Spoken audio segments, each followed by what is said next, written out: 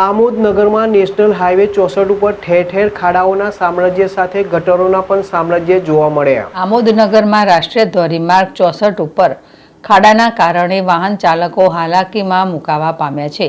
મસ્ત મોટા ખાડાઓ, તૂટેલી ગટરને લઈ વાહન ચાલકો સહિત સ્થાનિક જનતા હેરાન પરેશાન જોવા મળી રહી છે। નેશનલ હાઈવે 64ની બિલકુલ આજુબાજુમાં નાના બાળકોની સ્કૂલ આવેલી હોય અને સામૂહિક આરોગ્ય કેન્દ્રના જવાનો મુખ્ય માર્ગ પણ ખુલ્લી ગટર અને ખાડાઓના સામ્રાજ્ય વચ્ચે ઘેરાયો છે। 6 થી 7 ફૂટ ઊંડી ખુલ્લી ગટરમાં કોઈ પડીને અને દુર્ઘટના ન સર્જાય તો જવાબદાર કોણ? વાહન ચાલકો સહિત સ્થાનિક જનતા પણ ખાડાઓથી ત્રાહિમામ પોકારી ઉઠી છે। વહેલી તકે માર્ગ અને ગટરનું સમારકામ હાથ ધરવામાં આવે એવી સ્થાનિક અને વાહન ચાલકોની માંગ ઉઠી છે।